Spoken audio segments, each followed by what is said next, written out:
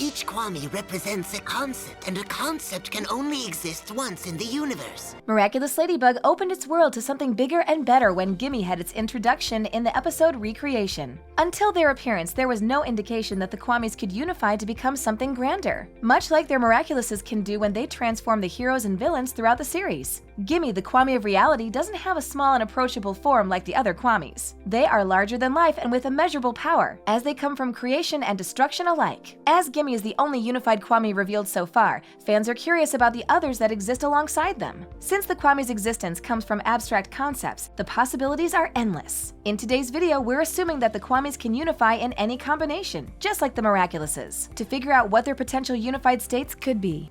Tiki, Plag, reveal yourselves.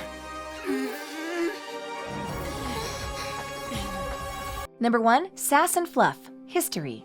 When considering the Kwamis who could work well together, the most straightforward answers are Sass and Fluff. There are many Kwamis who have powers that could overlap or substitute one another in some way. Time travel is one of the most complicated and dangerous abilities that the series has to offer, which would make the Kwami Unification of Sass and Fluff equally hard to navigate. At the end of Evolution, Alex receives the Rabbit Miraculous to keep until Monarch is defeated, yet she sends letters to her father to tell him about her journeys. Despite her lone communications with her parent, Alex is still careful of the timeline and ensures it never turns into a darker, alternative reality. Sass, meanwhile, can transport his wielder into the past continuously, effectively allowing them to live in an infinite time loop until they achieve their desired goal. These trips into the past can last for considerable amounts of time, as seen in Desperata, when Adrian tried to solve a problem for months before giving up. Fortunately, the wielder of the Snake Miraculous can remember everything from each time loop, which allows them to retain information and learn from their mistakes. Together, Sass and Fluff could create a Kwami of history, with Fluff's ability to go anywhere in time and Sass's ability to rewind backward.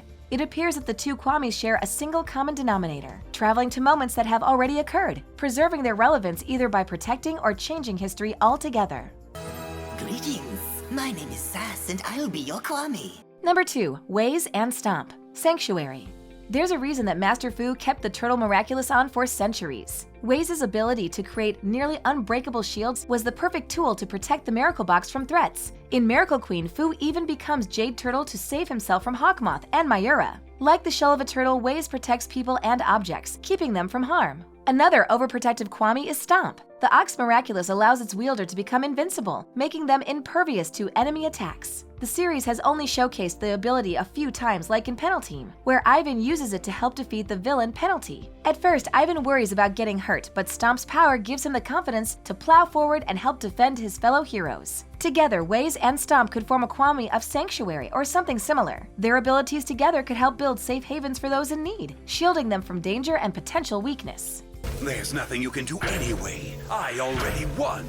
Number 3. Ziggy and Daisy. Art. As creative and helpful as the Ladybug Miraculous can be, it often requires Ladybug to make complicated and convoluted plans that adhere to its random lucky charms. The Goat Miraculous has a similar ability that aligns with its wielder's creative whims. Ziggy can create any object she desires, yet they lack a magical element. In Penalty, Nathaniel uses the Goat Miraculous to create a magic wand while wielding his weapon, a giant paintbrush. Ziggy may share similar powers with another Kwami, but Daisy's ability is incredibly distinct. She can show someone their desires by creating an image of it. Her ability, called Gift, can be used to uplift and inspire others. Rose uses the Pig Miraculous to save an akumatized Juleka in Guilt Trip. Witnessing her desire as a tangible image rouses Juleka from her despair, which allows her to escape Shadow Moth's control. Ziggy and Daisy would work well together if they were to become a Kwami of art. Ziggy brings the possibility to create anything that comes to mind, while Daisy brings the instinctual desire and passion that creating art requires. Thanks to this magic wand, I'm granting you all the power to indefinitely use your powers.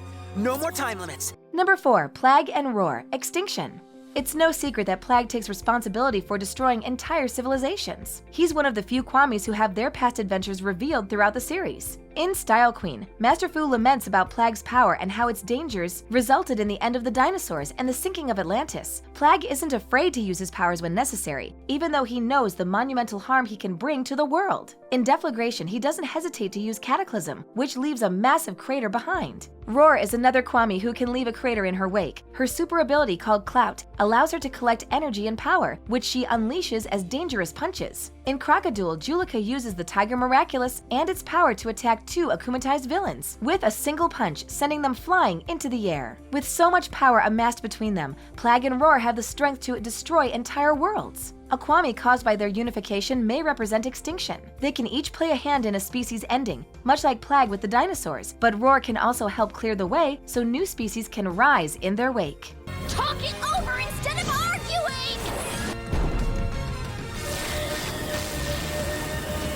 Number 5. Kalki and Bark. Expedition.